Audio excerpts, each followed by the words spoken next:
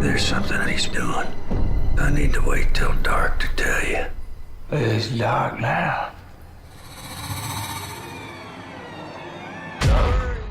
What Josiah Saw. This popped up on Shudder, and I have to say it's been a long time since I've seen an American Gothic horror, and a modern one at that. Directed by Vincent Grashaw, this is a very, very bleak, very disturbing slow burn that revels in family tragedy and uncomfortable experiences. This film is about the titular Josiah suddenly starting to say that he's seeing visions of his late wife, who he claims is burning in hell. To save her soul, he commands his adult live-in son Tommy to change his ways and calls upon the other siblings, Eli and Mary, who have both moved out, to reunite at the family farmhouse to sort out the sins of the past. And what follows is 2 hours of terror and trauma, culminating in a classic yet still effective twist and a wildly dark ending. Throughout, there's some great visuals and some terrific dream sequences and fun visual metaphors. Despite being a slow burn, I can't really say I was bored. The pacing is really well done. Although maybe the ending wraps up just a bit too quickly, I still think that it's overall effective. It's best to describe this as a semi-anthology film, as each child gets their own experiences and stories until they all meet up and the truth of the past is revealed. This is definitely the kind of movie that can't really be spoiled, as any spoilers would ruin the climax. It's well acted across the board, but props especially to Robert Patrick. Man just seems to keep running into overbearing patriarchs now after Peacemaker. Still, great job. I love the visual metaphors, and the light play and the nightmare scenes especially are fantastic. I kinda wish there were some more, but that doesn't mean there aren't some detracting factors. The story can be a bit convoluted at times, making me confused a bit for a few minutes as to what exactly was going on or why some characters acted the way they did. And there's one particular scene that dipped a bit too hard into the quote-unquote Jewish gold conspiracy and other racist conspiracies that I honestly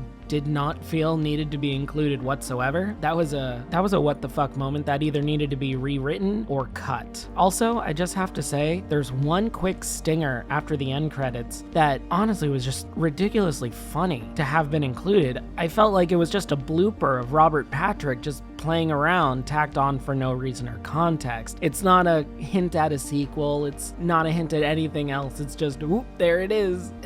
It's weird, it's kind of funny, I don't get it. It was just a weird moment I had to point out. Otherwise, besides that and the weirdly racist scene that I am still blown away by, this is a pretty damn good exploration of past trauma affecting the future self and how dealing with issues as a group is important. I dare not say more than that, because that would spoil a very big chunk into this and why the family is disconnected and everything. I like when movies explore family connections, because family is an inherently human part of what's going on, and especially American over here. Different cultural movies have different cultural family dynamics, but this is wholly American, and again, it's a gothic American, so even though it takes place in the modern day, I think that's really interesting, having a gothic film but focused on modern day times. So you have cell phones, you have electricity, you have cars. This isn't The Witch. No one's talking in Old English, just very southern for a couple of characters, but it's not unrecognizable, if that makes any sense. I feel like the only other detracting issue is some of the visual metaphors. I do like most of them, and I love the dream sequences. I wish there was more. I feel like it's lacking in that aspect, so there could definitely be some more disturbing nightmare sequences. But the other visuals that are around here, like there are a couple visuals showing the daughter Mary's photography that's a bit disturbing and shows that she might have a messed up past. But I like how you can tell that there's more to it, but it's just mysterious enough that you can try to piece together it on your own. It could spell out a bit more or give a couple of more hints that just aren't there and would definitely help with the final couple of reveals, one of which is, it's not great. Like I said, it's a very dark movie, but I think this is definitely something for people to enjoy. If you enjoy American Gothic and slow burns and these dark, dark stories with absolutely no levity, I'm serious about that, give it a watch. It's streaming on Shudder right now. What Josiah Saw gets an 8 out of 10 from me. Hey guys, thanks for sticking around for another one of these. This one, definitely interesting. It's not every day, that you see a modern American Gothic. American Gothic, sure, you don't really see those a lot unless you're talking like Pilgrim stuff.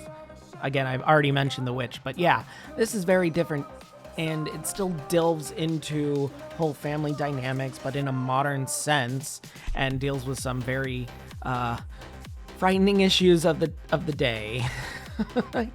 Not gonna say more than that. This is definitely something fun.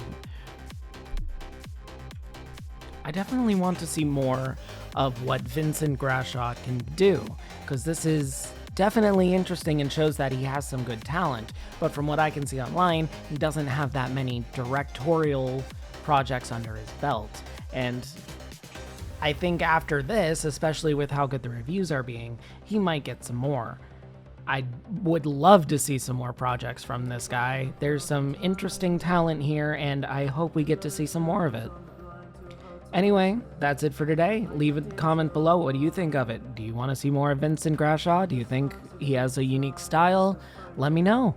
Remember to subscribe, ring that bell so you don't miss a video, and that's it. Have a great day, and if you're not, have a better one. See ya. I'm just a ghost in your stereo, the fading memory of a shipwreck in the undertow. You're just a lost soul, and I'm just a ghost in your stereo.